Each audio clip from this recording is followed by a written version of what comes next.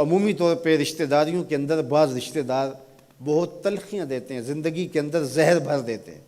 لیکن اگر کبھی وہ مجبور ہوں تو ان کی اعانت کریں، اور ان کا رویہ کچھ بھی ہو، زہرناک ہی ہو،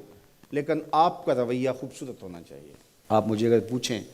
کہ سب سے بہترین صدقہ، سب سے افضل صدقہ کون سا ہے، تو سب سے افضل صدقہ جو مجبور ناراض رشتہ دار کو دیا جائے، جو رشتہ دار آپ کا شریک بن کے ہر جگہ پہ کھڑا ہوتا ہو، ہر خاندانی میٹنگ میں، ہر خاندانی ایونٹ میں آپ کے مخالف کھڑا ہوتا ہو، آپ کو نیچا دکھانے کی کوشش میں لگا رہتا ہو، اور کسی وجہ سے وہ کمزور پڑ جائے، مالی مشکلات میں مبتلا ہو جائے، اور آپ اس کی مدد کرنے کی پوزیشن میں ہوں، تو آپ کا نفس آپ کو کبھی بھی اس کی مدد کرنے پہ آمادہ نہیں کرے گا۔ آپ کا نفس روکے گا، آپ کہے گا کہ یہ تو ہمارا شریک ہے، تو سانپ کو دودھ پلائیں، اب تو اس کا سر پاؤں تلے آیا ہے، اس کو تو کچل دے، یہ تو میرا دشمن ہے، اس کو طاقت دوں۔ نفس کبھی بھی نہیں چاہے گا کہ اپنے شریک دشمن کی مدد کی جائے،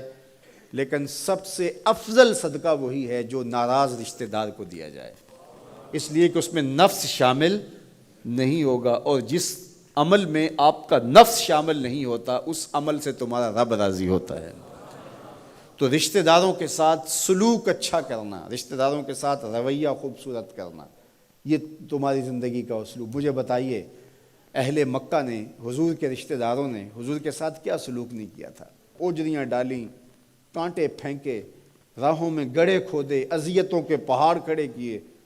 اور کیا کیا مصیبتیں نہیں تھیں۔ حضور شہر مکہ سے چلے گئے مدینہ المنورہ۔ اب جب فتح مکہ ہوا تو حضور جب تشریف لائے تو ناقہ پہ سوار ہیں، تو اب یہ تھر تھر کانپ رہے ہیں سارے رشتہ دار حضور کے، برادری کے لوگ۔ انہیں پتہ تھا کہ آج ہمارا آخری دن آ گیا ہے، اور اگر بڑا بھی رحم ہوا تو کم از کم ہمیں شہر بدر تو کر ہی دیا جائے گا۔ اب حضور تشریف لائے، سب کو جمع کیا،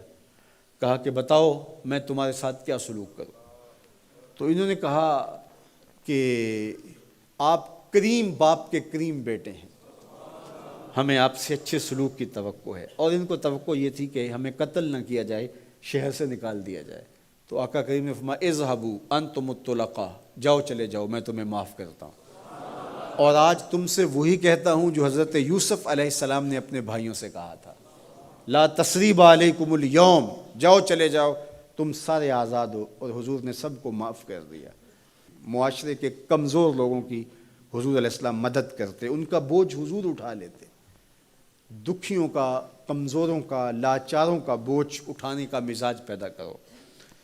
لوگوں کی ضرورتوں کو پورا کرنے کی کوشش کرو، اپنے کندھوں پہ بوجھ اٹھاؤ اور ان کا بوجھ ہلکا کرو، یہ مزاج پیدا کرو۔ یہ تمہارے نبی علیہ السلام کی سنت ہے۔ وہ چاہے تمہارا دشمن ہی کیوں نہ ہو، لیکن اس کا بھی بوجھ کم کرو، اس کا بوجھ اپنے ذمہ لو۔ جس کا کوئی کمانے والا نہیں، معذور ہے، اپاہج ہے، لاچار ہے،